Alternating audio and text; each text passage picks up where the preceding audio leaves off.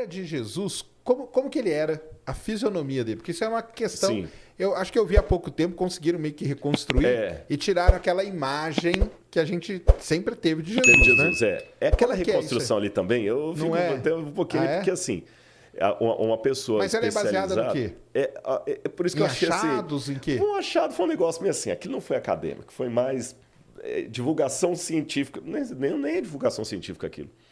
Foi um sensacionalismo da mídia, porque tem a ciência séria, tem um estudo acadêmico sério, tem o populacho. Mas existe um estudo sobre a fisionomia, como que era Jesus? Não, isso aí pouco importa pra galera? Pouco importa pra galera. Mas ele era o quê? Ele era parecido com o pessoal que vivia naquela época lá. Exatamente, pronto. O que é esse intermédio aqui? Não é nem céu, nem inferno, é purgatório, que é o limbo, né? É aquele pessoal que paga, às vezes é uma revista, tipo um Discovery, um History Channel, que paga rios de dinheiro, o cara vai pro negócio e quando você é da área, você sabe que não é aquilo. Por exemplo, às vezes pode pegar alguém e falar assim, nossa, mas agora descobriram um quasar que assim, papapá, e o quasar emite de si por segundo, ele viaja 98% da velocidade da luz, e isso aí vai revolucionar o mundo, o quasar, tudo. Aí eu, Rodrigo, sou leigo, e falo assim, cara, descobri o negócio do quasar, agora o mundo pode acabar. Não é nada disso, o negócio do quasar já existe há muito tempo, não é bem isso que estão colocando aí. Você vai me alertar.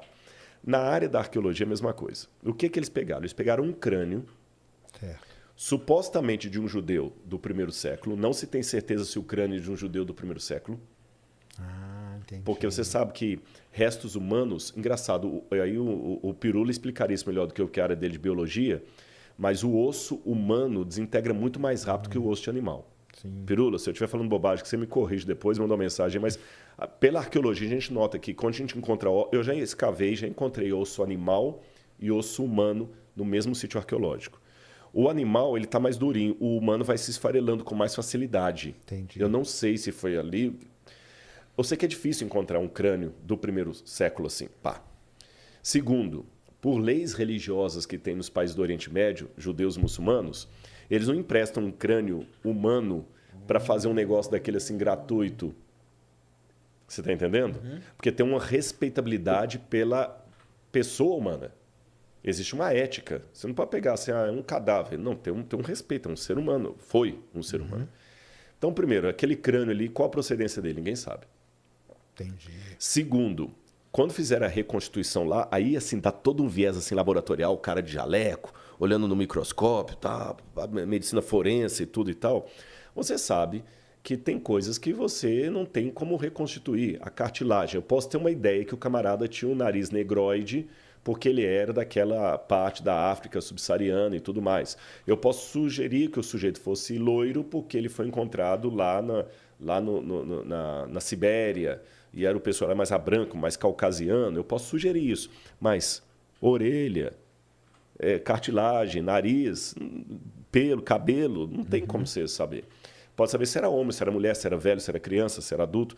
Aí pegaram e começaram. Isso aqui tudo, então, é licença poética. Quando desenharam o nariz do cara e tudo e tal, aí puseram aquela barba e tudo mais. Assim era Jesus. A ciência agora dá um novo mapa de Cristo. O que eu posso falar do rosto de Jesus? Eu posso falar para você o seguinte. Ele deveria ser uma pessoa como um judeu de sua época. O biotipo do judeu da época, que é diferente do biotipo do judeu de agora. Porque agora você tem um judeu askenazi, você tem um judeu da Espanha, o sefaradita, tem o judeu da Polônia. Então, quer dizer, tem vários tipos de judeus. Aí foi misturando, né? Tem o judeu etíope. Você vê em Israel, judeu da minha cor. Está lá no exército, lá, falando hebraico, tudo judeu, de origem etíope. Você tem judeu loiro. Você tem judeu com aquele nariz mais afinado, assim. Então, tem que pegar qual que era a característica do judeu da época. Então, Jesus deveria ser um sujeito de estatura mediana, porque, pelo que a gente vê dos ossários que encontraram os fêmurs da época, a gente nota que a população era baixa, em torno de 1,60 m e poucos. Caramba. Eram baixinhos, eram então, pequenos. Jesus era baixinhos. Os judeus tinham uma estatura baixa. Jesus deveria ser uma pessoa troncudinha, porque ele trabalhava com construção. A profissão dele era tecton. Tecton que o pessoal traduz como marceneiro ou carpinteiro, mas não tecton. Você não fala da tectônica de placas? Olha o mundo grego aí ajudando a gente. Claro. Tecton é construtor. O chefe dos arquitetos, dos construtores é o arquitecton, Então eles eram um tecton, né? A tectônica de placas, como é que as placas vão se construindo, se avolumando. E é pedra. Então, ali na região da Galileia, trabalhava com pedra pesada e tudo, andava a pé. Forte. Jesus era forte, tanto é que ele aguentou, carregou a cruz. Carregou a cruz, né? Depois de ter apanhado a noite toda, foi forte ali e tudo mais. Então, às vezes, ser forte. O nariz, o perfil do judeu é aquele nariz assim, tipo... Arqueado, sabe? Bem arqueado, assim. Barba volumosa. A pele devia ser uma pele mais azeitonada, porque eles estavam muito expostos ao sol. Né? Direto. O sol direto. Cabelo mais crespo e farto. Entendi. Cabelo mais crespo e farto. Isto é o que eu posso concluir da aparência. Algumas coisas que eu falei estão em consonância com esse estudo que você mencionou aí. Né? Que também coloca um cara meio ali e tal. É que também eles não podiam fugir muito, porque senão ia ficar muito esquisito. Né? Agora, o que Jesus não era definitivamente é aquele ser quase... com carinha efeminada, olhinhos azuis, aquela barba assim, com a carinha assim. Aquilo ali é uma construção... Sabe que aquele Jesus foi baseado em Luís XVI, né? Porque tinha a época todo Luís XVI, toda da sim, França. Que ele era o padrão, né? É o padrão de beleza. Entendi. Então, Jesus foi o padrão de beleza. Então, caramba, ele era baixinho. É porque não pode colocar ele baixo, né? Porque senão como que ele ia chegar nos lugares, né? Exatamente. Chegar impondo ali, né? Impondo. E não, né? Que coisa, né? É muito complicado, né? E aí, essa parte aí que você falou, né? Que, cara, assim, eu sou ateu e tudo, mas eu acho sensacional essas histórias, viu? Acho sensacional. Não, elas fascinam, elas são legais. Fascinam. A fase final ali, que você falou que ele carregou a cruz. Então, o negócio, a cruz existiu, ele foi crucificado. Tudo isso aí já é comprovado. Arqueologicamente. Sim, arqueologicamente. Inclusive, eu vou dar algumas evidências para você. Só para a gente contextualizar, era algo comum na época. Muito. Milhares, se não milhões. Eu estou resistindo a falar milhões, mas eu estou quase falando milhões. Eu não posso falar milhões com certeza, mas milhares eu posso. Milhares de pessoas foram crucificadas pelos romanos. A cruz era uma coisa tão detestada que a palavra crux, em latim, era um xingamento. Caramba! Quando eu queria te amaldiçoar, eu falava crux. Teve uma época que eu vou lembrar o nome foi perto da época de Cícero. Tinha um advogado chamado Rabirus. Não, minto. O Rabirus é o que estava sendo acusado. E o advogado, na época de Cícero, colocou uma norma, uma jurisprudência, em que a palavra crux não deveria ser pronunciada diante dos ouvidos de um cidadão romano. Seria como falar um palavrão aqui. Existem certas palavras que o YouTube hoje também... Sim, barraria, né? Crux era uma delas. Entendi. Aí havia 5 formas de pena capital dos romanos. Você tinha lapidação, quando a pessoa era apedrejada. Você tinha o cremácio, quando a pessoa era cremada viva. Você tinha o afogamento. Tinha mais uma que eu esqueci, a última, que era a crucifixão. E era considerada a pior de todas. A pior de todas? Pior de todas. Caramba. Aí, por que só encontramos 3 exemplares de crucificados até hoje? Porque o crucificado não tinha direito a um sepultamento digno. O corpo dele era jogado num lixão chamado putenescum.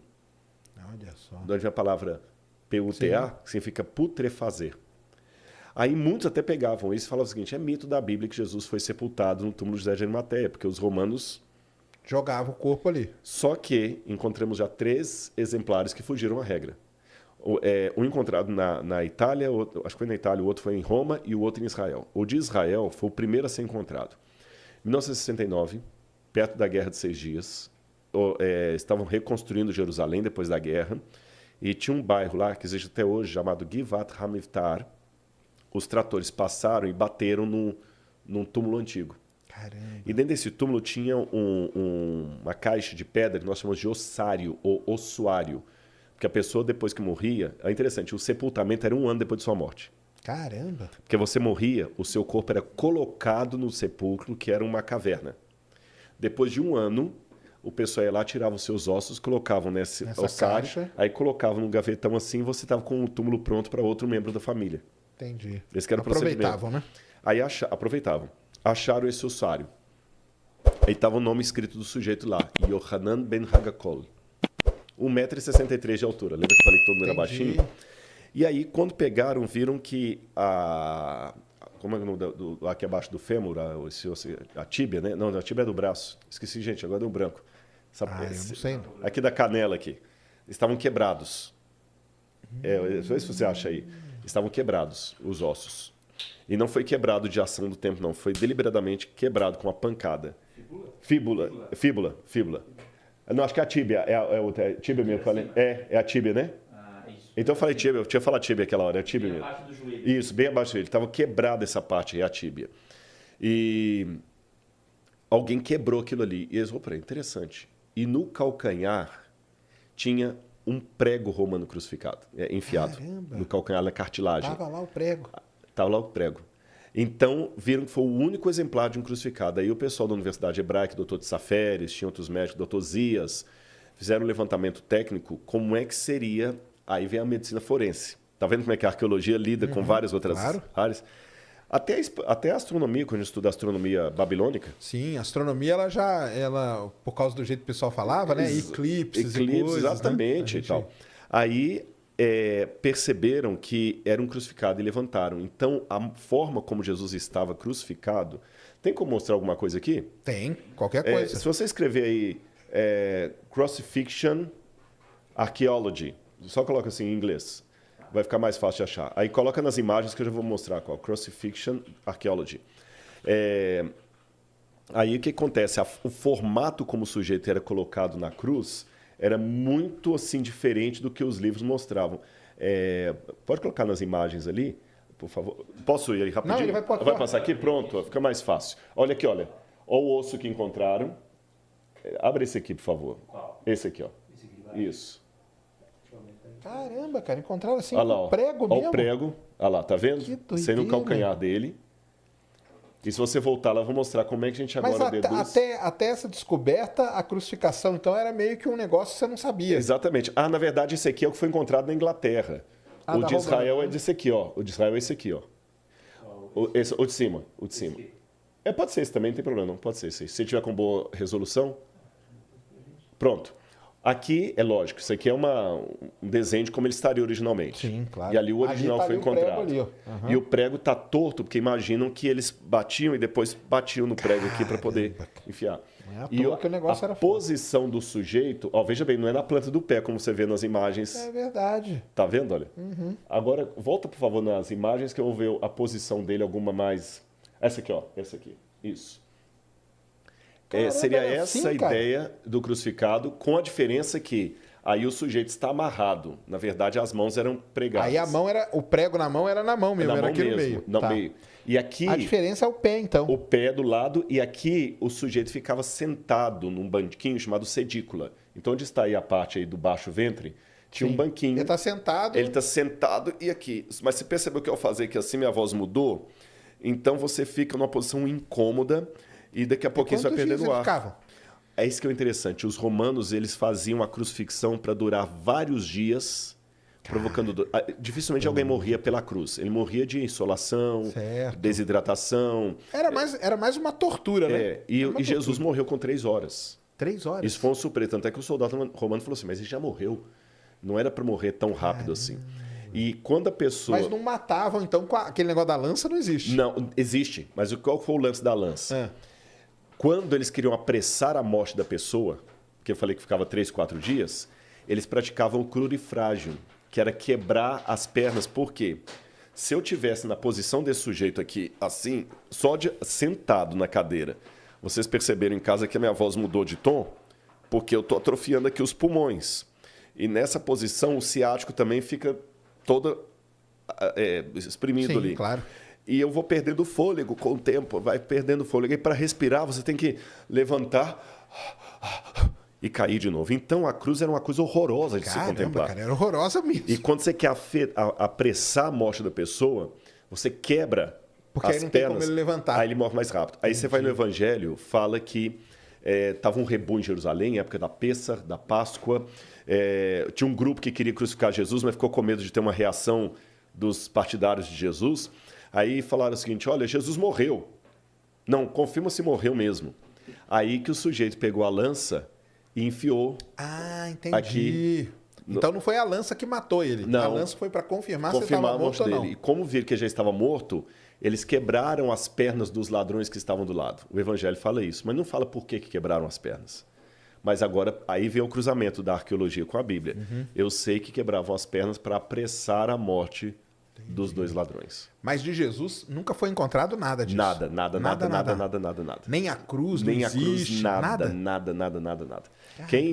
O mito do encontro da cruz é de Helena, mãe de Constantino, que foi lá no 4º século, que encontrou o pedaço da cruz de Jesus.